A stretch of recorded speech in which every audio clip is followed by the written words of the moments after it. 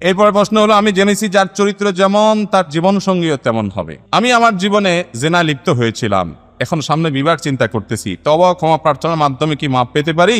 আশা করি উত্তর দিবেন। ভাইরা আমার, এই কথা আপনাকে কে বলল যে যার চরিত্র খারাপ তার জন্য কপালে খারাপ বইয়ে আসবে, ভালো বই আসবেই না? এটা কে বলছে আপনাকে? আল খাবিসাতু লিল খাবিসিনা ওয়াল খাবিসুনা লিল খাবিসাত, এই আয়াতের তাফসীর খুলে বিস্তারিত পড়ার চেষ্টা করেন।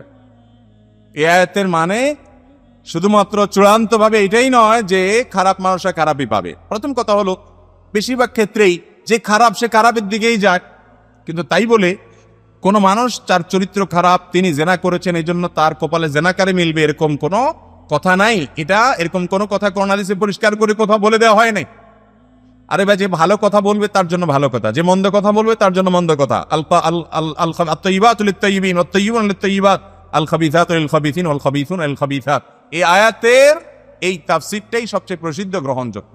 আরো তাফসীর আছে, কিন্তু তাই বলে কোনো আলেম পৃথিবীতে কোনো ফকিহ আজ পর্যন্ত এটা চূড়ান্ত বলতে পারেন নাই যে কারোর চরিত্র খারাপ হলে তার কপালে খারাপ বই মিলবে। এটাই কোরআন হাদিসে বলা আছে, এটা কোথাও নাই। কে বলেছে আপনাকে? আপনি নিজে আকাম কুকাম করে এখন হয়তো তওবা ইস্তেগফার করছেন, আল্লাহ মাফ করুক আপনাকে, তাই বলে এখন ফেরেশতার মতো একটা মেয়ে আপনার জীবনে হয়তো আসলো, আপনি মনে মনে বাসর রাতে ভাবতেছেন, হায় হায় রে, এইটাও মনে হয় এই দলেরই। খবরদার, ডেঞ্জারাস চিন্তা। আরে ভাই, আল্লাহর নবী লূত আলাইহিস সালাতু ওয়াস সালাম, আল্লাহর নবী লূত আলাইহিস সালাতু ওয়াস সালাম, তার স্ত্রীর চরিত্র নিয়ে আল্লাহ তাআলা কোরআনে আলোকপাত করছেন না করেন নাই? দুশ্চরিত্রা ছিলেন, অথচ কার স্ত্রী ছিলেন? লূত আলাইহিস সালামের স্ত্রী ছিলেন।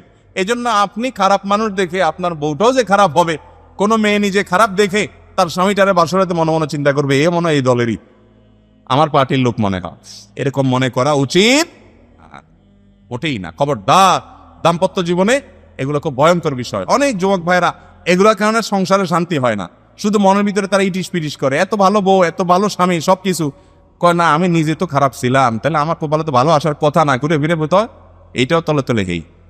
খবরদার, এরকম কোন কথা কোরআন হাদিসে, হ্যাঁ এটা ঠিক যে যার নেচার খারাপ সে খারাপটা চুজ করে নেয়, কিন্তু অনেক শেয়ানা পাবলিক আছে নিজে খারাপ হলে কিছু গুজা গুজা রাবে অবশ্যই ঢোকায়, আছে না নাই?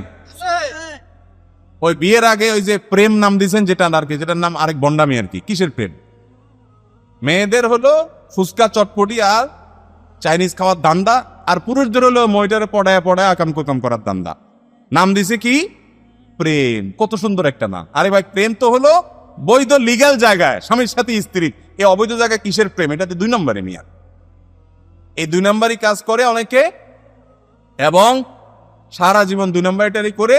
এরপরে বিয়ের সময় বড় বড় হুজুর করে হাদিয়া তোফা দিয়া খাওয়ায়া চা পানি নাস্তা, বলে হুজুর এখন মহিলা মাদ্রাসার একটা মেয়ে আমার জন্য দেখতে হবে। ভাই আছে না নাই?